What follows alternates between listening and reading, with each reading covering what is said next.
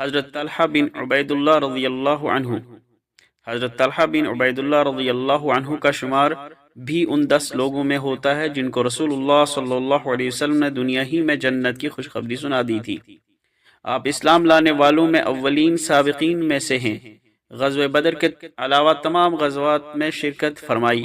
آپ کو بیعت رضوان کا بھی شرف حاصل ہے۔